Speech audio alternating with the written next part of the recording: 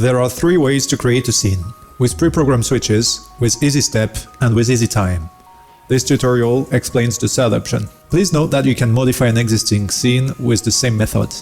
Start by clicking on New Scene. Choose the name of your scene. Here we'll use EasyTime.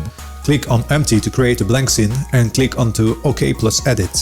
Open the windows, Fixtures, Channels, EasyTime and Presets.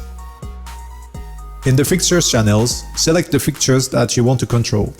In the channel window, we will now use the EasyTime button. Drag and drop it while maintaining the control button and over the channels on which you want to apply these effects.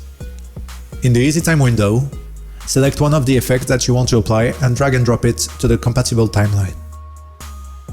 Here we will apply a pan tilt effect. Click on the light bulb icon to show the beams in Easy View. Choose the shape you prefer and apply it in the left menu. Here we will keep the circle but add more points. If you want, you can adjust the path with the grid. Click on the play button to have a preview. We will now apply a color.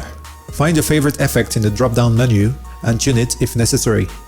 Now we will add a few static effects for the iris, dimmer and shutter. This way we will achieve the desired rendering.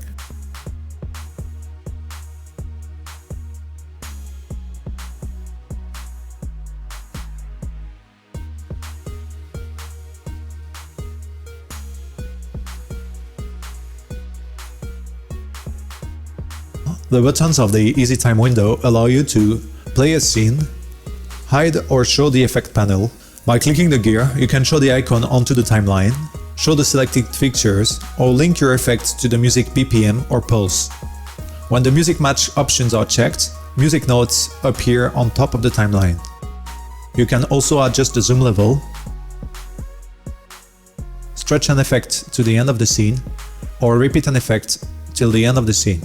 At this point, your scene is created. You can now close the editor and save changes. Check your scene by clicking onto your new scene button.